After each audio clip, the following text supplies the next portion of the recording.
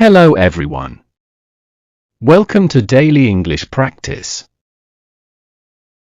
English Short Stories for Beginners. Chapter 1. The Lazy Stork. Once upon a time, in a peaceful forest, there was a large pond filled with fish, frogs, and small creatures. The water was clean, and the trees around the pond gave cool shade. Birds chirped in the branches, and dragonflies danced over the water. It was a perfect home for many creatures. Near this pond lived an old stork. He had once been a strong and clever bird, but as he grew older, he became lazy. He did not want to work hard to catch fish anymore. His wings felt heavy, and his legs were weak. Hunting for food took too much effort, and he often went hungry. One day, as the stork sat near the pond, he sighed, "If only I could get food without hunting for it. My old legs are not strong anymore, and the fish swim too fast. I need to find a way to eat without effort." As he sat thinking, he suddenly had an idea. "I will use my cleverness instead of my strength," he thought with a wicked smile. Chapter 2. The Stork's Trick. The next morning, the stork stood near the pond with a sad look on his face.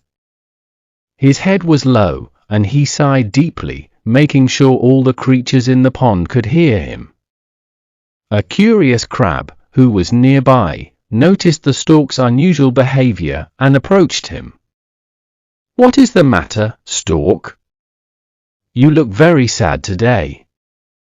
The stork sighed again and replied, "Ah, dear crab, I bring bad news. I heard some fishermen talking near the river.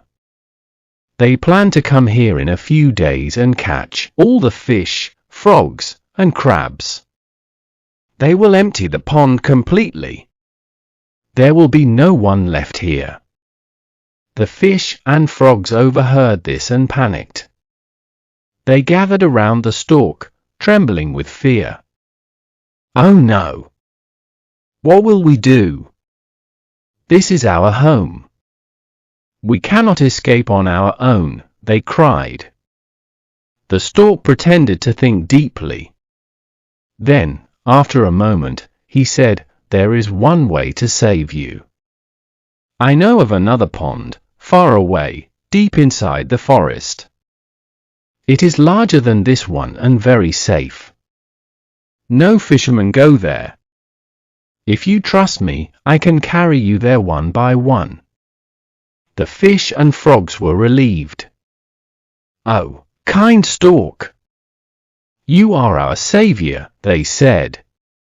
"Please take us to safety." The crab, however, was not convinced. He looked at the stork carefully and thought, "Why is the stork suddenly so kind? He has always been a hunter. Something is not right." But he said nothing for the moment. Chapter 3.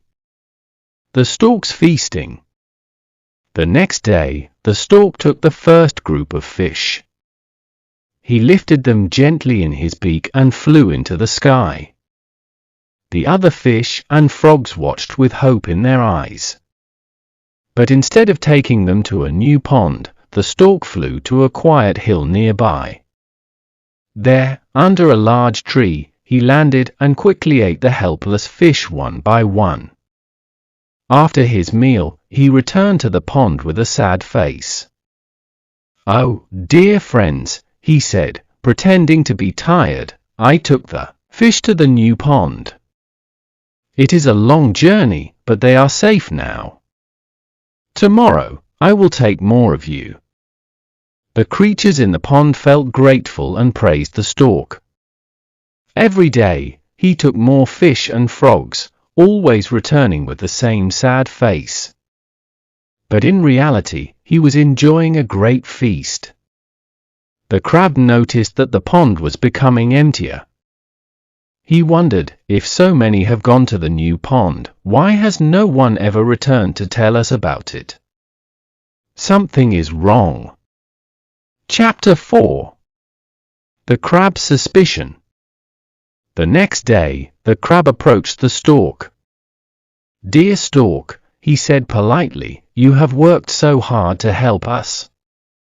I, too, wish to go to the new pond. Please take me there." The stork hesitated. He had not planned to eat the crab, but he did not want to refuse and raise suspicion. "Very well," he said, picking up the crab in his claws. As they flew, the crab looked down at the land below. After a while, he noticed a strange sight, a pile of fish bones scattered under a tree. His heart sank. He realized the terrible truth: the stork had been lying all along. "You wicked creature," the crab shouted. "You have been eating all my friends. You tricked us." The stork laughed. "You are very clever, crab. But now it is too late. I will eat you just like the others." Chapter 5. The Crab's Revenge. The crab knew he had to act quickly. He tightened his strong claws around the stork's neck and squeezed with all his strength. The stork gasped and struggled.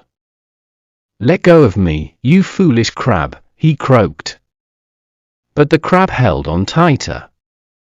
The stork flapped his wings wildly, trying to shake the crab off, but it was no use. "Take me back to the pond, or I will choke you," the crab demanded. The stork, realizing he was in danger, turned around and flew back toward the pond. His strength was fading. The moment they reached the pond, the crab tightened his grip one last time. The stork let out a final gasp and fell from the sky. He crashed onto the ground, never to move again. The crab climbed down and told the remaining fish and frogs what had happened. They were shocked and grateful. "You saved us, dear crab," they cried. "You are truly wise and brave." From that day on, the pond remained peaceful. The creatures never trusted another stranger without thinking carefully first. And the wise crab became the hero of the pond, reminding everyone that cleverness can defeat even the strongest of enemies. Thanks for listening. Subscribe to the channel for more interesting stories.